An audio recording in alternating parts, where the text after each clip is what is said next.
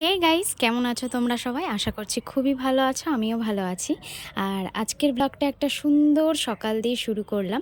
দেখো, ঘুম থেকে উঠেই কিন্তু আমি সকালে ছাদে চলে এসেছিলাম, কারণ শাশুড়ি মা ডালের বড়ি দিচ্ছিল, তো সেটাই দেখার জন্য চলে এসেছিলাম। আর দেখো, সকাল সকাল স্নান কমপ্লিট করে নিয়েছি আমি, কারণ আজকে আমার তুহু সোনার ভ্যাকসিনেশন ডে। তো সেই জন্যই সকালবেলায় সমস্ত কাজকর্ম সেরে নিয়ে এবার আস্তে আস্তে রেডি হচ্ছি। ওর বাবাই আর আমি ওকে নিয়ে যাব আজকে ভ্যাকসিনটা দিতে।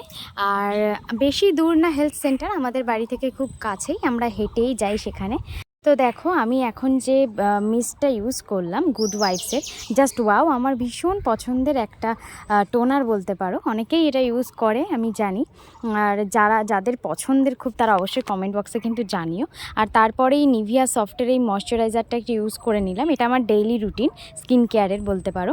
ও কিন্তু উঠে গেছে অলরেডি ঘুম থেকে, তো ওকে আরেকটু আদর করছিলাম। ঘুম থেকে তোলার সময় প্রত্যেক দিনই আদর করি, তো আজকে আদর ছাড়াই ও উঠে গেছিলো। তো যাই হোক, স্নান কমপ্লিট করিয়ে আমরা দুজনেই রেডি হয়ে গেছি। এবার আমাদের বেরোনোর পালা। তো মেয়ে কিন্তু ঘুমাচ্ছে, উঠে গেছে, স্নান করেছে, দিয়ে আবার ঘুমিয়ে পড়েছিল। ওকে বেশিক্ষণ জাগিয়ে রাখা মানে অসম্ভব।